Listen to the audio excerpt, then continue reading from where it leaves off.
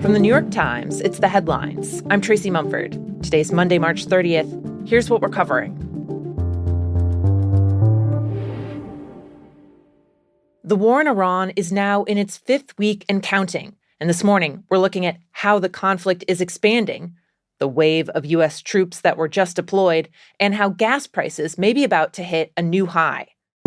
To start, another front in the war has opened as the Houthis, an Iran-backed militia in Yemen, opened fire on Israel this weekend and vowed to carry out more attacks going forward.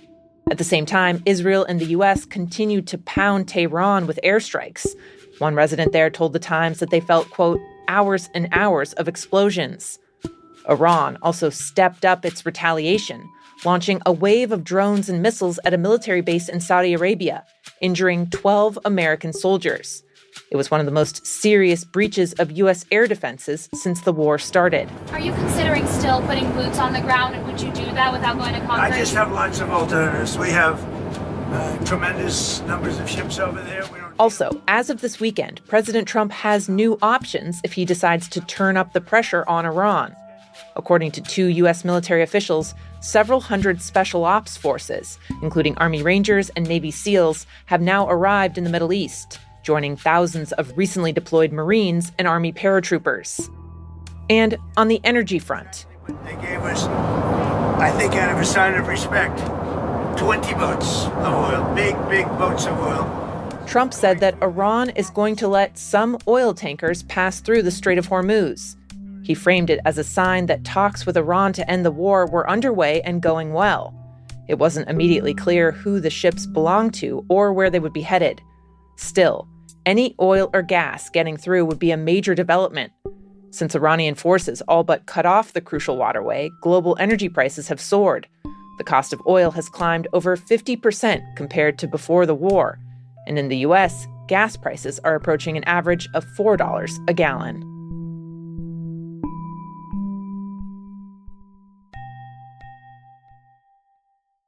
Now, more on an energy crisis in a different part of the world. For months, the U.S. has had an effective oil blockade on Cuba as the Trump administration tries to force political and economic changes in the communist-ruled country. It has cut the island off from fuel, upending everyday life there. I can tell you that the situation on the ground is quite dire. Jack Nickus covers Cuba for The Times, and he says some of the most severe consequences so far have been to the country's healthcare system. The hospitals are canceling surgeries because many doctors and nurses can't commute to work. Many clinics are struggling to administer treatments like chemotherapy because of the power outages. Many ambulances are parked. Pharmacies are largely empty. They've halted medicine production because many of the factories run on diesel. All of this together has really resulted in a significant worsening of healthcare in Cuba, which once was a triumph for the nation. And 6 separate doctors we spoke to said that those rapidly deteriorating conditions were already causing deaths that would otherwise be preventable. This weekend, The Times learned that the U.S. Coast Guard will allow 1 tanker full of oil to reach Cuba, buying the nation at least a few weeks before its reserves totally run out, according to analysts. The ship, which is owned by the Russian government, was already very close to the island as of last night. It's unclear why the White House is letting it through, though the decision avoids a potentially thorny confrontation with Russia in the waters just off the coast of Florida.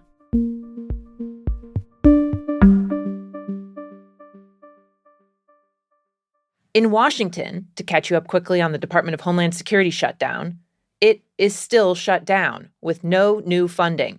This gambit that was done last night is a joke.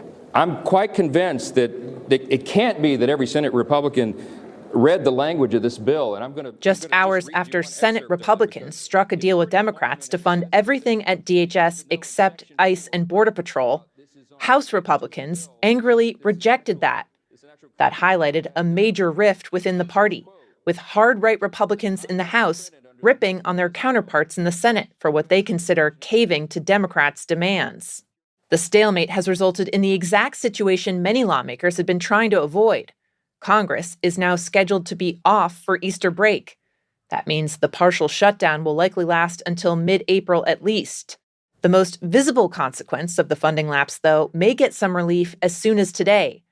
TSA agents are set to get paychecks after President Trump ordered DHS to find the funds to do it. Before this, hundreds of TSA officers had quit and absence rates spiked, causing hours-long security lines and people missing their flights. Amid the chaos, the White House deployed ICE agents to airports. Over the weekend, the administration said those deployments would continue for now.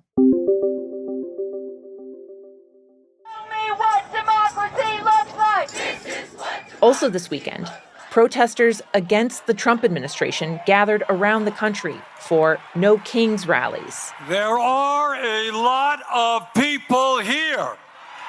The organizers said 8 million people took part, one of the largest protests in recent history. The Times has not independently confirmed the numbers, spread over thousands of protest sites. And we show up. In Minnesota, we showed the country that is what we do. One of the largest gatherings took place outside the Minnesota state capitol, where people turned out in part to protest the fatal shootings of Renee Good and Alex Preddy by federal agents in Minneapolis this year. Opposition to ICE and the administration's immigration crackdown remained a key part of the rallying cry at the protests. But there were also chants of end this war. At least in some places, the war in Iran seemed to be motivating many younger people to turn out. A 22-year-old organizer at a rally near the University of Iowa said the crowd there was a lot younger than at previous No Kings demonstrations, which she attributed in part to anger over the new conflict in the Middle East. The White House itself has mocked the nationwide protests. An administration spokeswoman said earlier that, quote, the only people who care about these Trump derangement therapy sessions are the reporters who are paid to cover them.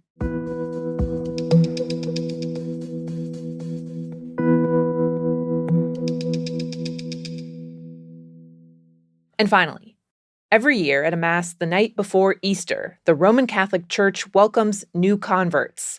This weekend in the U.S., there will be a surprising number of them. The Archdiocese of Detroit will have almost 1,500, most in 2 decades. The same trend is happening in Los Angeles and Phoenix, as well as smaller rural places like Gallup, New Mexico, and Allentown, Pennsylvania. One cardinal told The Times that when a bunch of bishops got together at a conference recently, they were all asking each other, "What's your number? What's your number?" For quite a while, the broader Christian population in the U.S. had been declining, but a survey from Pew showed last year that it stabilized. As for why Catholicism in particular is calling to people, there are a lot of theories. Some converts told The Times they were feeling disconnected or lonely, and they thought the church could help. Others said they were drawn in by Catholic podcast stars on social media. And then there's the fact that the new pope is American. Still, what exactly is behind the surge has stumped even church leadership. Cardinal Robert McElroy of Washington said, quote, "Of course, we think the Holy Spirit is, but we are kind of stymied." Those are the headlines. I'm Tracy Mumford. We'll be back tomorrow.